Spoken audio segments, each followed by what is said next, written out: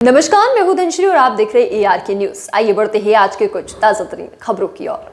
वक्फ संशोधन विधेयक की समीक्षा कर रही संयुक्त संसदीय समिति मध्य प्रदेश वक्फ बोर्ड से नाराज है। जीपीसी ने मध्य प्रदेश के प्रतिनिधियों से दिल्ली में मौखिक साक्ष्य रिकॉर्ड किए हैं, मगर समिति मध्य प्रदेश, कर्नाटक और राजस्थान की ओर से वक्फ संपत्ति की स्थिति को लेकर दिए गए जवाबों से संतुष्ट नहीं है। अब संसदीय समिति ने मध्य प्रदेश सहित तीनों राज्यों के प्रतिनिधियों को जवाब देने के लिए 15 दिन का वक्त दिया है। समिति की अध्यक्ष जगदम्बिका पाल ने कहा कि हमने मध्य प्रदेश से वक्फ संपत्तियों के बारे में ब्यौरा मांगा है। इधर मध्य प्रदेश वक्फ बोर्ड के अध्यक्ष सनवर पटेल का कहना है कि बोर्ड इस मामले में जांच कर रहा है। वहीं कांग्रेस ने मध्य प्रदेश की वक्फ संपत्तियों को लेकर भाजपा सरकार को कटघरे में खड़ा किया है। देखिए, मध्य प्रदेश वक्फ बोर्ड में 15,002 वक्फ संपत्तियां या कहे कि वक्फ औकाफ इंदराज है और उनसे संबंधित जो भारत सरकार द्वारा जॉइंट पार्लियामेंट्री कमेटी बनाई गई है उनके द्वारा जो भी प्रश्न किए जाते हैं तो उसके उत्तर देने का हम लोग यहाँ से प्रयास करते हैं। ये बात बिल्कुल सही है कि जो पुराने रिकॉर्ड हैं वो रिकॉर्ड जिस तरह से प्रॉपर होना चाहिए कि आपके पास संपत्तियां सर्वे से कितनी आई, आपके पास गजट नोटिफिकेशन से कितनी आई, आपके पास किसी के द्वारा दान पत्र के माध्यम से अर्थात कि वक्फ नामे के अनुसार कितनी आई, इन सब में कहीं ना कहीं जो पहले संकलन था वो प्रॉपर नहीं था। लेकिन हमने इन सबको संकलित करके और पूरी जानकारी देने का हम लोग प्रयास कर रहे हैं और मुझे लगता है कि आगे भी हम इसको पूरा दुरुस्त करते हुए सारी जानकारियां आगे पहुंचाएंगे।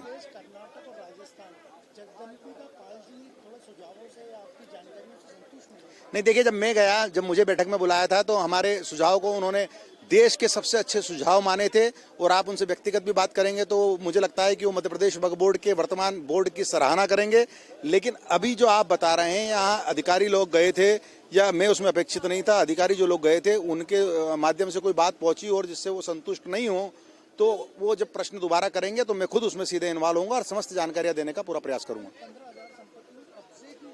अधिकांश संपत्तियों पर लोगों के अवैध कब्जे हैं, समाज के ही लोगों के 99% संपत्तियों पर कब्जे हैं। हम लोग लगातार प्रयास कर रहे हैं कि वो कब्जे हटें। आपने देखा होगा कल भोपाल में हमने जो इस्तीमा स्थल भरता है उस इस्तीमा स्थल पर जो दुकानें लगती हैं उन दुकानों का वेरिफिकेशन तक नहीं होता है कि ये दुकानदार कौन है, ये भोपाल के हैं, मध्य प्रदेश के हैं, देश में किस हिस्से से आते हैं, ये लोग सही है या गलत है, कोई अपराधी तो नहीं है, कोई गलत गतिविधि में तो नहीं है। तो ये पुलिस वेरिफिकेशन तक इनका नहीं कराते थे और पट्टा नियम के तहत इनको दुकानें आवंटित नहीं की जाती थी, पारदर्शिता के साथ आवंटित नहीं की जाती थी। जब भारत सरकार ने पट्टा नियम बना दिया है, जब भारत सरकार के पट्टा नियम के अनुसार पूरी पारदर्शिता के साथ दुकानों की नीलामी या किराएदारों को देना चाहिए तो क्यों नहीं होता है। जहाँ नहीं होता है हम लगातार कार्रवाई करने का काम कर रहे हैं। हमने कल ही भोपाल के जो यतीम खाना है उसके जिम्मेदारों को हमने नोटिस दिया है। उसके पहले इंदौर में हमने जो पैरेलल वक्फ बोर्ड चलाने का प्रयास कर रहे थे, समानांतर वक्फ बोर्ड चलाने का प्रयास कर रहे थे, उनको भी कानून ने शिकंजों के अंदर डाला है, वो जेल की यात्रा पर हैं।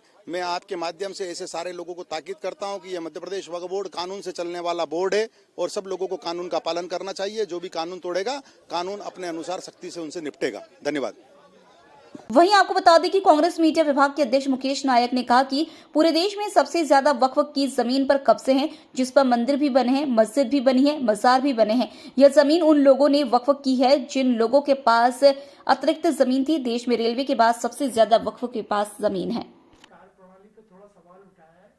रिपोर्ट वापस तलब की कि जानकारी से संतुष्ट नहीं तो वक्फ बोर्ड के लोग ये कह रहे हैं कि अगर किसी जानकारी से वो संतुष्ट नहीं है तो हमें लिखकर भेज दें, हम उनको जानकारी का उत्तर भेज देंगे।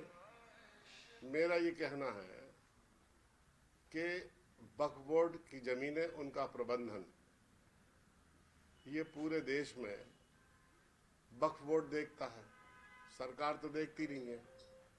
जब मध्य प्रदेश की सरकार ये कह रही है कि मध्य प्रदेश की प्रॉपर्टी पूरे भारतवर्ष में कितनी है उन्हें पता ही नहीं है, यानी सरकारों को ये नहीं पता है कि उनकी प्रॉपर्टी दूसरे राज्यों में कौन कौन सी है, जबकि सब लोगों को पता है। हमें पता है कि बम्बई में कौन सी मध्य प्रदेश सरकार की प्रॉपर्टी है, कलकत्ता में कौन सी है, दिल्ली में कौन सी है। ये इसलिए ऐसा उत्तर देते हैं कि इन प्रॉपर्टी का जो लोग उपयोग करते हैं वो करते रहे। सर, तो अब ये वक्फ बोर्ड वापस जानकारी देगा। जेपीसी पूरे देश भर राज्यों का दौरा कर रही है और कब्जे की शिकायत सबसे ज्यादा ये सनवर पटेल बोल रहे हैं, जो अध्यक्ष मध्य प्रदेश। पूरे देश में सबसे ज्यादा वक्फ बोर्ड की जमीन पर लोगों के कब्जे हैं।